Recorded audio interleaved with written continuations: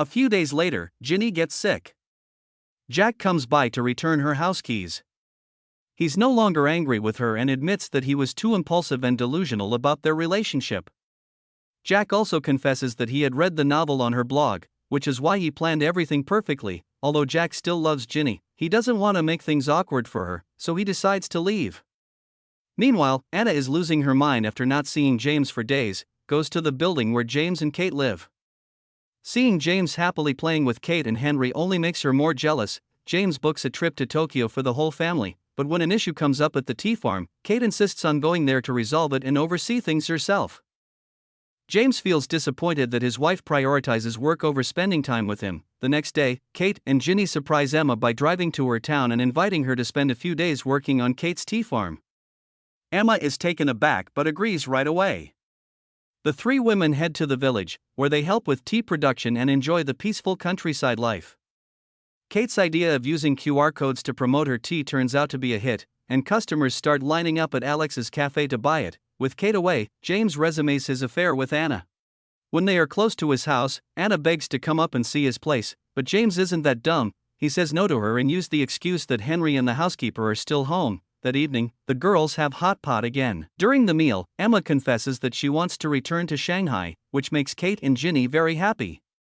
Just then, the village chief brings in 3 cups of bubble tea. Kate reveals that the bubble tea is a special gift for Ginny from someone special, and Emma and Kate are just benefiting from it. Kate adds that this special someone is waiting for Ginny at the village gate. Ginny rushes outside and finds Pete sitting next to a camper, cutting food. It turns out all the hot pot ingredients they had been eating were prepared by Pete. Knowing Ginny was visiting with Kate, Pete took the opportunity to come and see her. The next morning, Ginny decides to go on a picnic with Pete, while Kate lends Emma her car to drive home. It turns out Pete's plan was once again orchestrated by Dave, who had carefully suggested ideal picnic spots for his brother. As they set off, Ginny insists on using Google Maps to guide Pete, but due to a small mistake, they miss a turn and end up having to drive a long way to the next one. Because of the delay, Ginny suggests staying overnight at a hotel, which throws Pete into a panic since it wasn't part of his plan. When Emma gets home, she decides to submit her resignation from the town committee. Charles is upset by her decision. When he finds out that she wants to move back to Shanghai, he tells her that life would be much easier and more comfortable if she stayed here with him. He warns that even if she manages to survive the competition in Shanghai, she'll only be struggling day by day without ever finding true stability. Emma thanks him for his concern but stays firm in her decision to live the way she wants. Saying goodbye to her parents is even harder. They don't say much, but it's clear they're sad about their only daughter leaving again. Emma's father takes out the savings he had planned to give her as a wedding gift and gives it to her. Her mother says she had hoped this time their family would stay together and look after each other, but Emma has made up her mind. As Emma leaves, her parents sit in their now empty house, crying. By the time she reaches the gate, Emma is crying too. Emma walks past the local barbershop and stops to say goodbye to the barber. The old man wishes her luck on her new journey. Kate grabs Emma from the airport and takes her to Ginny's place.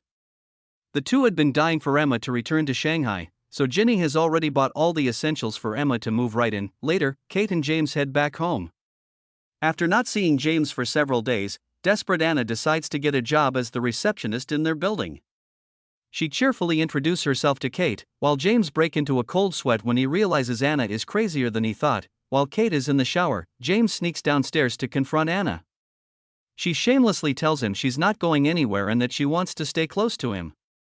Now James really regrets his choices, but at this point, the damage is done. That afternoon, James storms into Anna's apartment, pack her things and drive her to the airport to ship her back to Beijing for good. Meanwhile, at the office, Kate reviews some papers and stumbles upon a contract for ordering more blue fireworks that James had promised to destroy. She immediately calls James back to the office. When he arrives, Kate angrily accuses him of lying. Not only did he not get rid of the blue fireworks, but now he's placing more orders for them, putting their company at serious risk. James snaps back, claiming Kate doesn't understand art, which is why she doesn't see the genius in his blue fireworks. Oh, and by the way, he reminds her that his fireworks company has been covering for her tea business losses. Leaving Kate even more hurt by his words, Emma decides to call the CEO Mr. Wei and ask to meet him to discuss the work opportunities he had previously mentioned.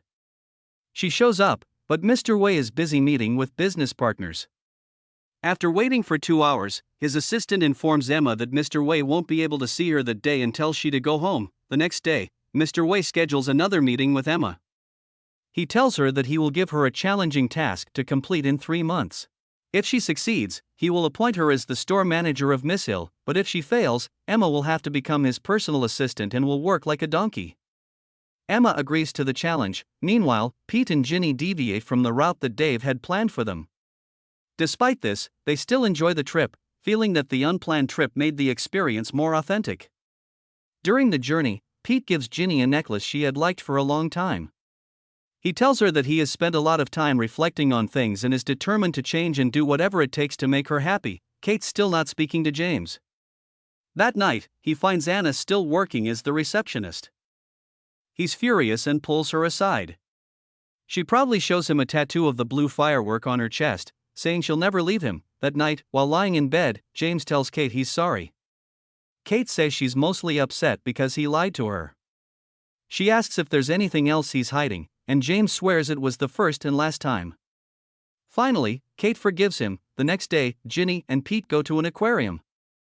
Ginny surprises Pete by dressing up as a mermaid and diving into the tank. She jokingly asks Pete to adopt her as a fish, his favorite animal. Pete looks confused at first but then realizes she's actually proposing to him. Emma starts her first day at one of Mr. Wei's companies, working in the business department as a debt collector. At first, her boss Jenny seems a bit cocky, but she softens up when she sees how nice Emma is. Jenny introduces Emma to their manager, Frank. Frank invites everyone out for dinner to welcome Emma. He hears she was hired through the CEO's office and assumes she's there to keep an eye on him for Mr. Wei. At dinner, Frank and the other guys pressure Emma to drink a lot as part of her welcome.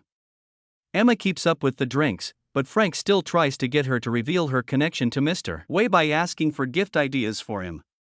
Smart Emma replies that if she really knew Mr. Wei, she wouldn't be stuck in a tough job like debt collecting. Meanwhile, Jenny gets drunk, and one of the male colleagues starts bothering her. Emma jumps in to help, and Jenny is grateful. Emma is already making friends on her first day. At the same time, Anna's tricks are getting creepier. She shows up at Kate's house pretending to collect feedback from residents just to get inside. She even uses this excuse to get Kate's contact info. Later that day, Kate receives a package of wet wipes, the same brand her family always uses, but she knows for sure she didn't order them. James, however, knows exactly who sent them: Anna. Trying to remind him that she knows all the little details about their lives, the next day, James confronts Anna again. She breaks down in tears, saying he was her first love, making James feel even guiltier. He's too distracted to focus at work and ends up having a mental breakdown while the fireworks factory manager keeps calling, needing his help with some packaging issues. Anna, now stalking Kate's social media, sees posts about Kate's son, Henry. She decides to take it further by accidentally running into Kate and Henry at the playground. Kate, being friendly, doesn't think much of it at first, but when Anna pulls out a Buzz Lightyear keychain, the same one Kate found in James' drawer, Kate starts having doubts all over again. After Ginny's sweet proposal, Pete drives them in their camper overnight to the city hall to get married again. And they get another parking ticket. At work, Jenny is super helpful in getting Emma up to speed, but it doesn't take long before they realize Frank has been deliberately assigning Emma the hardest debt collecting cases. He's clearly trying to make her life difficult, but Emma's determined to push through. Worried that his affair is about to be uncovered, James skips work and heads to the riverbank to scream out his frustration. Meanwhile, the fireworks factory manager, desperate for help, calls Kate. She rushes to the office and spends the entire day sorting out the packaging issue. Grateful for her help, the manager finally admits that he lied for James about the blue fireworks. Kate already knew about, so she doesn't blame him. But when she asks her assistant, Yu, to take him home, the manager seems confused and reveals that this Yu isn't the same one he met with James. At that moment, Kate's worst fears are confirmed. James has been cheating on her. Emma's first task is collecting a debt from a man who's been hiding out in a building for days. When she arrives, she finds a crowd of others there to collect their debts, too. Emma decides to wait until nightfall, when everyone leaves. Finally, she spots the man sneaking out the back to grab some noodles. She follows him, but he ducks back into the building and locks the door just before she can reach him. On her way home, Emma sees James hand in hand with Anna by the river. She snaps a photo but hesitates to send it to Kate because she doesn't want Kate to get hurt. The next day, Emma is back at the building, determined to catch the debtor. Meanwhile, Kate, now 80% sure of James' betrayal, decides to keep quiet for now since her father has suddenly fallen ill. She brings him home to take care of him for a few days. That evening, Emma finally sees the debtor sneaking out again, this time with a small child he claims is his son. Feeling sorry for the dad and his kid, Emma pays for their noodles. The man explains that he's trying to sell his house and promises to pay his debts as soon as the house is sold. Later that night, Kate calmly confronts James. He tries to lie, claiming the fireworks manager simply mistook his assistant, Yu, for a client named Yu. Kate knows he's lying but also wants to know who has been fueling James' obsession with the blue fireworks. Later, in the living room, Kate's father, who is clueless about their conversation in the bathroom, looks through the family photo album and thanks James for making his daughter, who lost her mother at a young age, happy again. His words hit James hard, leaving him feeling completely ashamed. Emma checks and confirms that the debtor's house is indeed for sale online, which makes her feel relieved that she'll receive the money next month as promised. However, Jenny informs her that since the debt is overdue, the case will go to court at the end of the month, meaning Emma won't get credit for collecting the debt. That evening, Emma goes to meet the debtor and tells him about the court situation. She tells him to try to pay at least 20% of what he owes, and he assures her he'll figure something out. The next day, on her day off, Emma meets with Alex and Ginny to get their opinions on the photo she took of James by the river.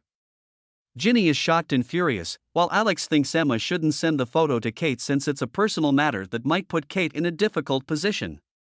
Ginny, not satisfied, goes to ask Pete, who agrees with Alex and advises Ginny not to tell Kate. The following day, Anna shows up at Kate's house again under the pretense of needing her to sign a survey. While handing Kate a pen, Anna intentionally reveals a band-aid with a train design, the same type of band-aid Kate usually buys for Henry. Anna looks at Kate with a sly expression before leaving, and Kate begins to piece everything together. Slowly realizing the truth, Emma and Ginny decide to meet with Kate. As they enter the building, Emma spots Anna and realizes she's the one who was with James by the river. When they walk into the apartment, they find Kate sitting silently. Just as they're about to speak, Kate says she already knows what's going on. Later that afternoon, the three women follow Anna home from work. James arrives shortly after, and Ginny and Emma prepare to confront them. However, Kate doesn't want to go. She's too heartbroken and doesn't want to witness her husband's betrayal firsthand. She asks to be taken home, where she arranges for Henry to stay at Ginny's for a few days and tells the housekeeper to take a break as well. After that, Kate texts James, telling him to come home to talk. Meanwhile, James is at Anna's begging her to leave him and his family alone, but she doesn't want to. He rushes home and lies, saying he just got back from the office. Kate cuts to the chase and tells him she saw him enter Anna's building. He immediately confesses everything and begs for her forgiveness. Kate is heartbroken, realizing that her husband has been cheating on her for so long. James claims he's been regretful and hasn't felt well for days since his affair. He asks Kate to forgive him and hugs her, but Kate pushes him away and tells him all she feels is disgust. While this is happening, Ginny and Pete play the role of supportive parents, caring for Henry. They worry about Kate but can't help but find joy in Henry's cuteness. Crushed, Kate steps outside, and Emma comes to pick her up and take her back to her place. Kate is devastated and tries to drink her pain away. Emma doesn't know what else to do. The next day at work, Frank calls Emma into his office and scolds her for not collecting any debts yet. Emma explains that one debtor is trying to sell his house and promises he'll pay soon. Frank gives her 10 days to get some results, or she'll lose her job. Feeling the pressure, Emma calls the debtor, demanding he pay up right away. He starts complaining about how poor he is, saying he only saved $4,000 so far. Then, he asks Emma to lend him $10,000 so he can pay the company in full, and it would benefit both of them. Desperate to finish the task and feeling sorry for him, Emma sends him the amount, which is most of her savings. But as soon as she transfers the money, he blocks her number and vanishes. Realizing she's been scammed, Emma and Jenny rush to the debtor's building, where they find other angry debt collectors. They learn that the debtor has run away and had divorced his wife to split and hide their money. Emma now realizes that many of the people pretending to be debt collectors were hired by the debtor's wife to make it seem like he couldn't escape. Emma is furious that she was fooled.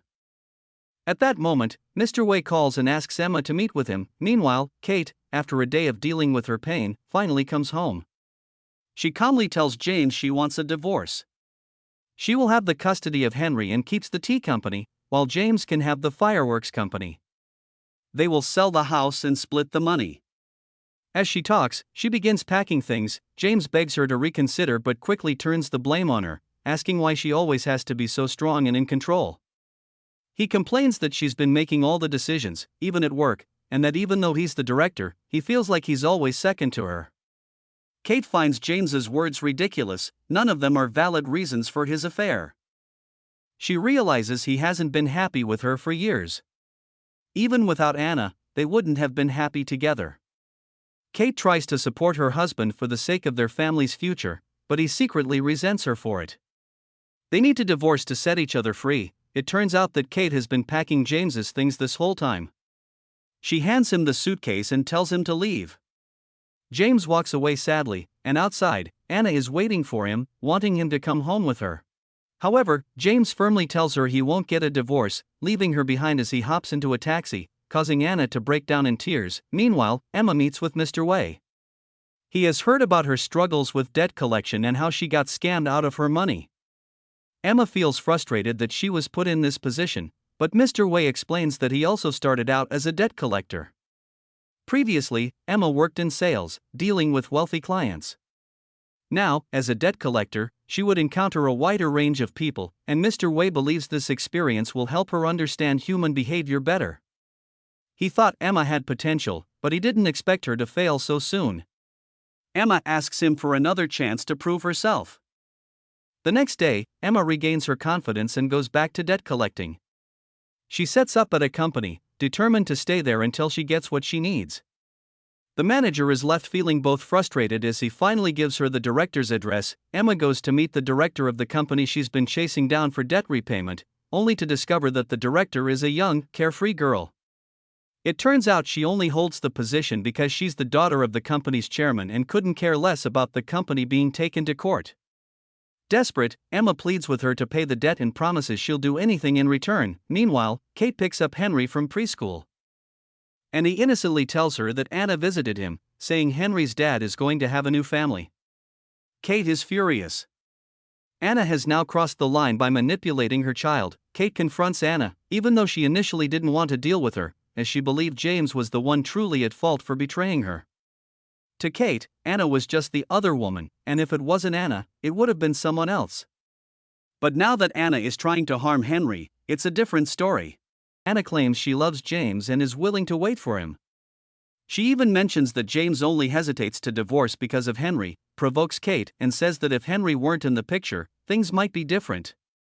This enrages Kate, and she slaps Anna. Kate tells Anna that she's cancelled her lease and orders her to leave. Then, Kate calls James. At first, he thinks she's forgiven him, but she's only calling to make him deal with the mess he created.